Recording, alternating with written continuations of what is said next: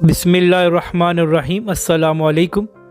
क्योंकि इमरान खान साहब एक क्रिकेटर रहे हैं और बहुत ही अच्छे फास्ट बॉलर थे, तो इसलिए उनकी अप्रोच हमेशा अग्रेसिव होती है और वो फ्रंट फुट पर खेलना पसंद करते हैं। और यही वजह है कि वो अपोजिशन के इस्तीफ़ों की धमकी और धरना देने की बात को आराम से ले रहे हैं और अपने असाब पर इस बात को इमरान खान साहब ने सवार नहीं किया।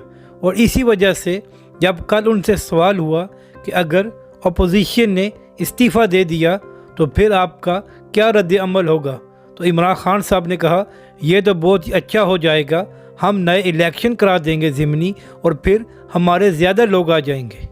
और धरने के मुतल्लक खान साहब ने जवाब दिया, अगर ये लोग 10 दिन भी बैठ गए तो फिर हो सकता है कि मैं इस्तीफ़ा के बारे में सोचूं। यह खान साहब ने अपोजिशन पर तंज किया था कि धरना वगैरह देना उनके बस की बात नहीं है।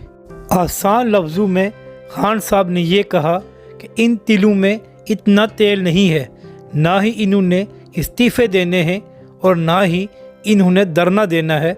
ये बस हवाई बातें कर रहे हैं कि किसी तरह इनके केसेस माफ़ कर दिए जाएं। और केसेस से याद आया कि हमारे प्यारे मौलाना फजल रहमान के गिर्द भी नैब का शिकंजा बड़ा सख्त हो रहा है, क्योंकि मौलाना साहब भी बड़े छुपे हुए रुस्तम लिख ले कि इतना माल बना लिया है और किसी को पता भी नहीं।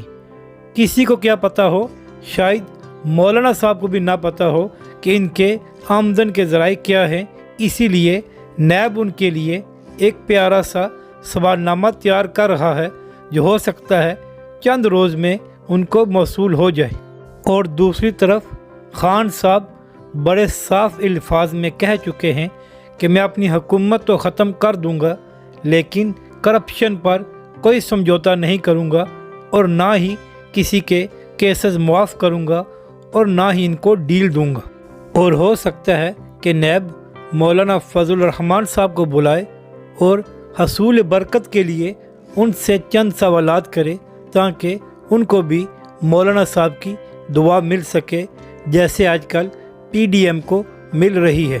अगर आपको हमारी ये वीडियो अच्छी लगे तो इसे लाइक और शेयर ज़रूर करें और हमारे चैनल को भी सब्सक्राइब करें।